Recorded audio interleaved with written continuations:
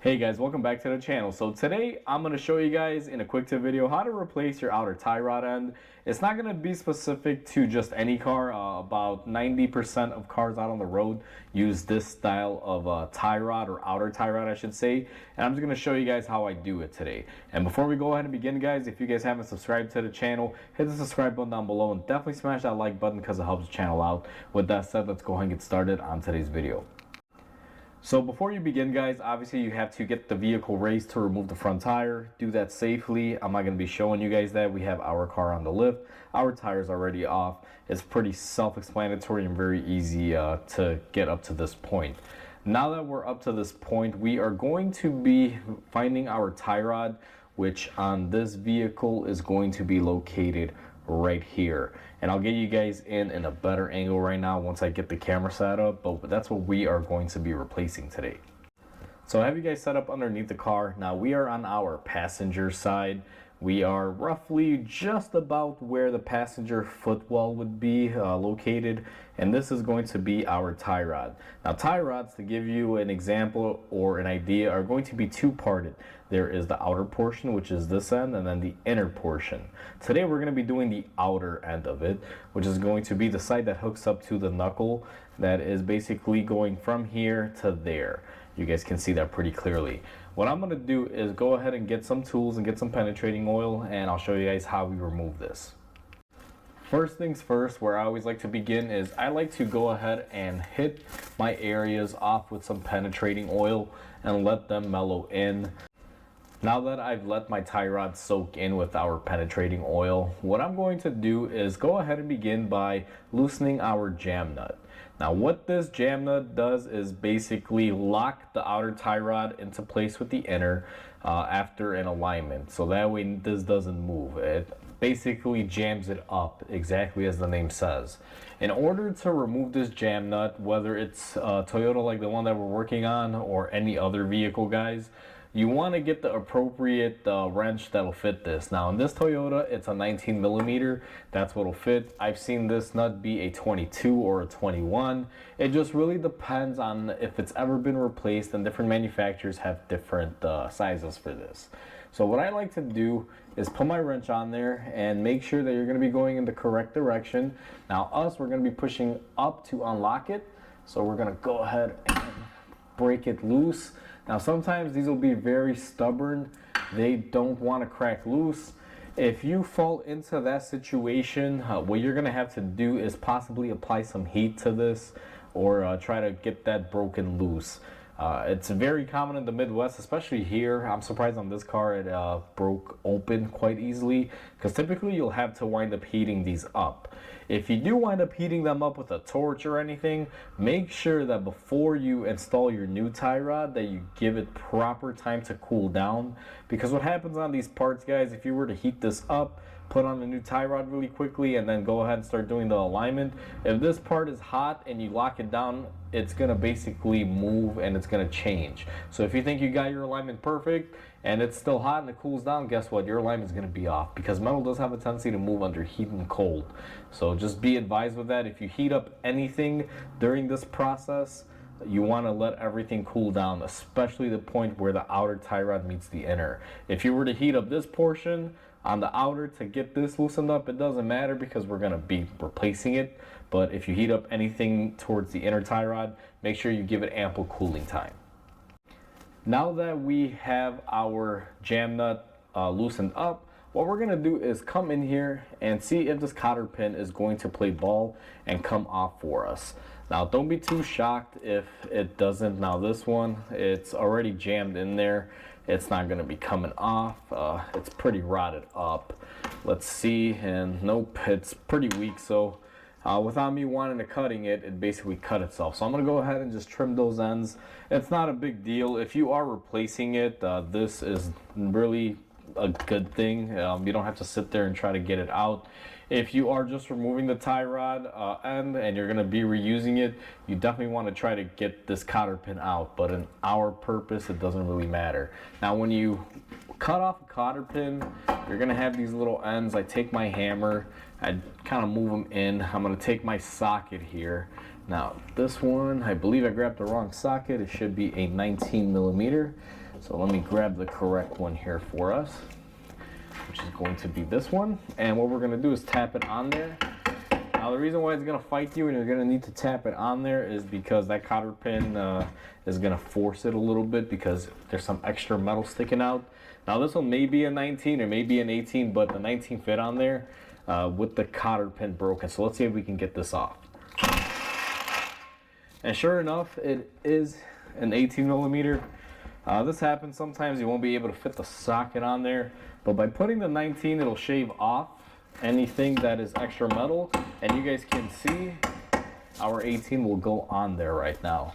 This is very common. Sometimes it won't fit the appropriate socket. You have to use the bigger socket, shave down the ends. When it spins, it'll break off any extra metal, and then you can put the true socket in there and go ahead and take this off. Now just like that, we got our bolt off, and it came off quite easy. Now one thing that you will run into these is that sometimes the nut that you're trying to take off, which would be the locker, will just spin in there with the shaft.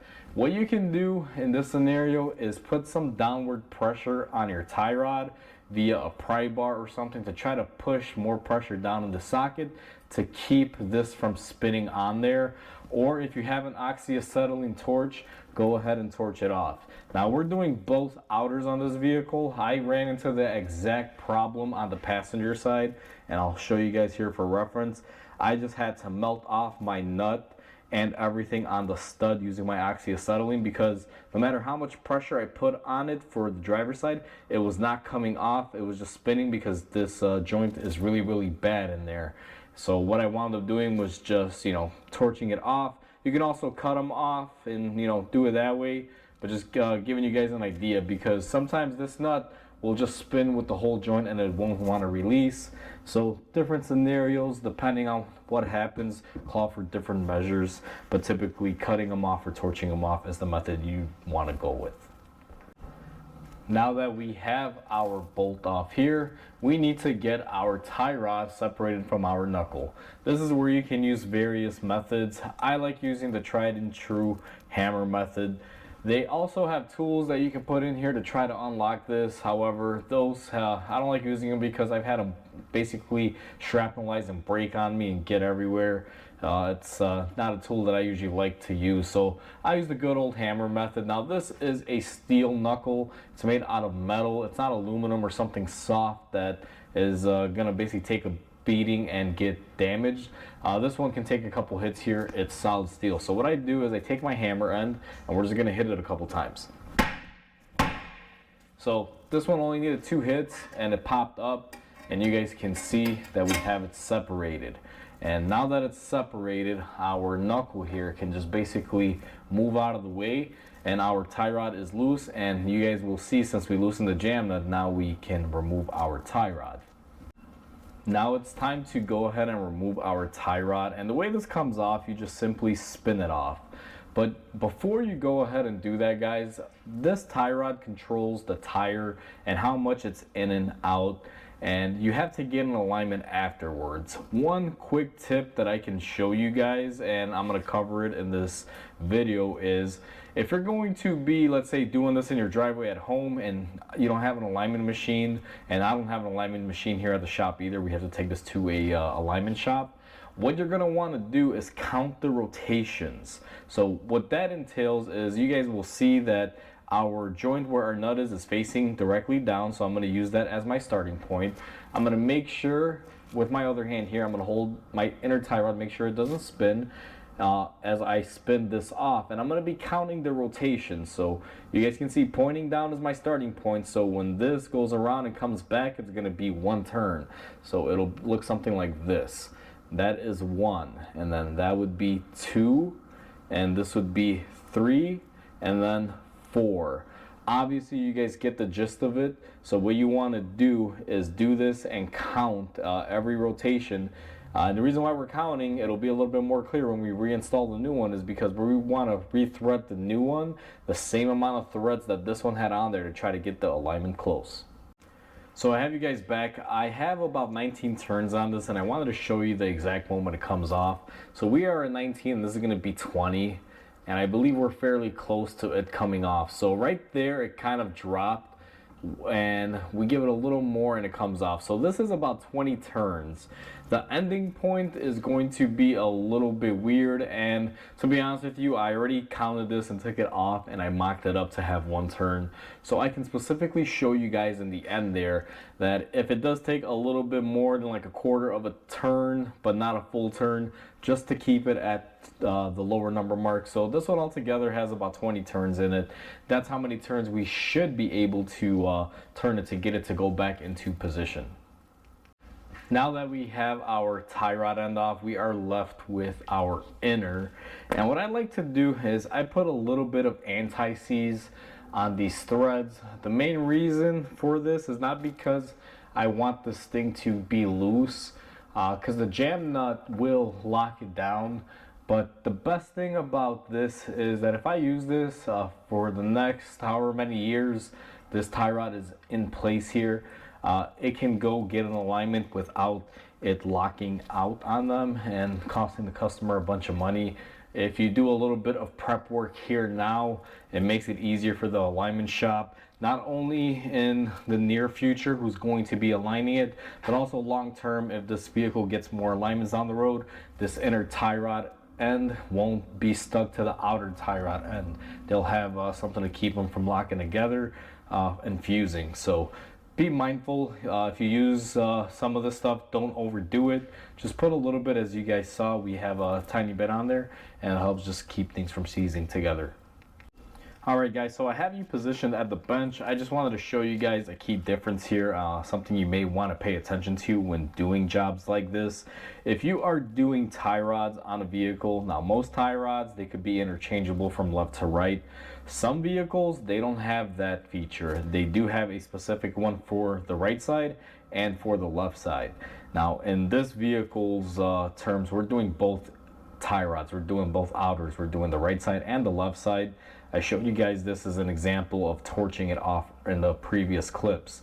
And I laid everything out on my table here so you guys can tell the difference, that our right side one has a certain curvature and our left one has a certain curvature. So make sure that you are comparing parts part for part before you go ahead and install something, because you can technically install this tie rod on the right side and put this one on the left side, and it will go on, guys, but you will run into issues really quickly. So just be mindful of that with your parts. So now that you got the correct side and make sure you matched up your parts like we just talked about in the previous clip, what you're going to want to do is just start threading this in. Now as soon as it locks in like that, what I'm going to start doing is start counting to my 20 threads. So we have 1, 2, 3, and 4, and I'm gonna go ahead and count the rest of the way, guys. You guys kind of get a gist of how to do this right now, and I'll be right back with you guys. So I went ahead and I counted all the way in. We have our 20 turns, and you guys will also see a good check to do is I got my 20 on here and I backed off our lock nut about a half a turn. So this technically should go about a half a turn, which it basically almost did right there. That tells us we're pretty close. Now this method, it's not going to get you exact. By no means am I saying do this method and you'll get a perfect alignment every single time, because you won't, guys. This is just to get it close enough so this car is drivable a mile or two down the road to where the alignment shop is located, where I'm going to be taking the vehicle afterwards. So this isn't a foolproof way. It's just to get you close enough so you can get it down there. Now that we have everything threaded up here and counted out, what I'm going to do is remove this lock nut. I keep it on here so we don't damage any threads on it. And what I'm going to do is just go ahead and push it into my knuckle. Sometimes you got to wiggle them back and forth. You guys saw it comes out, and then what we're going to do is start it off by hand threading it. Once you get it off started by hand, you can typically torque these. However, a gun will also work as well. You can just go ahead and gun them on. Now these do have cotter pins and it's a castellated nut, so you got to make sure you tighten it up. One method, if you do torque them, is go ahead and torque them, and then depending on where the castellated nut falls on the hole for the tie rod and the stud to push it through, you may have to either tighten it a little bit more just to get it into position. and that's how I typically do these. Now that you've matched up your castellated nut with your stud, and I didn't explain this earlier, but let me show you guys on the driver's side here on the new tie rod. What I'm basically doing is, if you look at the tie rod, you have this little hole cut out there, and inside of this hole, I'll show you guys, allows the cotter pin to slide in and out. And there is going to be a castellated nut, which you guys can see has these cutouts. And the way that this works is you're going to be locking in your nut, and I'm just going to spin this on. And what you're trying to do is make sure that the hole in the stud lines up with the castellated nut, so they match. That way it's not, imperfect, because if it lands on something like this, it may keep the cotter pin from going in. Just to be mindful of that. So now that we've timed this and we got it lined up, what I'm going to do is go ahead and put in my cotter pin. It should go on fairly easy, and most cotter pins will have a long side and a short side. So what I like to do is grab them and bend them in, make sure it's fully fed in there. And the bottom portion, I like to lock it in straight ahead, and I just use my cutters here. And then the other portion, I like to swing it around.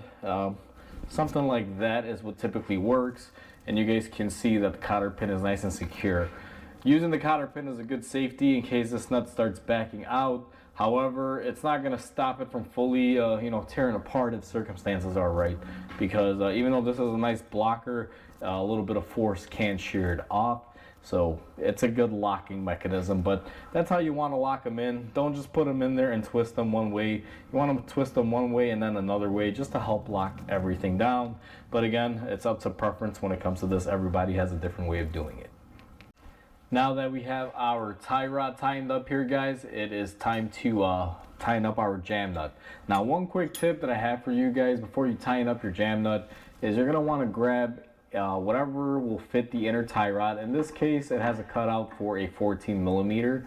And what you're going to do is hold it into place, and you're going to make sure that this jam nut spins freely like this one is doing here. And the main reason why you want to do this is because if you go to an alignment shop and this jam nut is spinning all in one with the tie rod like that, you're going to have to unseize it. And the reason why is they're not going to be able to do the alignment, or they might charge you more for having to do a couple extra steps to unseize it. So if you're already here, you're loosening up your tie rod, I always make sure it's unjammed before I tighten it up. And if it is jammed up, what you're going to want to do is heat it up and hit it with some penetrating oil and just break it loose, and then get it to spin all the way back and as far forward as it can go. Now, I like doing this at the very end because I've already measured my threads on our outer tie rod end. It's already installed and locked down. And what I typically like to do is hold the inner tie rod from moving, and I'm mainly just spinning the center nut, just like that, as you guys saw. And what I'm going to do next is, since I have the tools, we're going to go ahead and loosen and tighten up, I should say. We'll tighten up the jam nut while holding the inner in place, just like that. You guys saw my wrench slip there. But once this jam nut up here is nice and tight, and we can verify this just by putting it on there now and making sure it's not spinning the inner shaft, which it is nice and good, you are pretty much all said and done. And one thing to mention, and just throw this out there right now, there's no torque spec on this. It's a jam nut. Basically tying it till it jams up and is nice and tight. There's no real way to know, how tight it should be. But, I've never seen any specs for them, guys. So just be advised of that. I just tighten those until it's good and tight, and it should be good to go. Now, the alignment shop will wind up opening that back up again because they're going to have to do the alignment. But just make sure it's nice and snug. Alright guys, so that's how easy it is to replace your tie rod on your vehicle. We have our old one right here. As you guys saw in this video, it's really simple and easy. If you follow these steps, like I mentioned earlier, 90% of vehicles out on the road, if not more, use this style where you have the outer tie rod with the jam nut. So this video could be used in all of those purposes if you guys are trying to learn how to remove your own outer end of your tie rod. So with that said, hopefully you guys enjoyed this video. Please comment, like, and subscribe because it definitely helps the channel grow. Hope you guys have a wonderful day, and I'll catch you guys on the next video.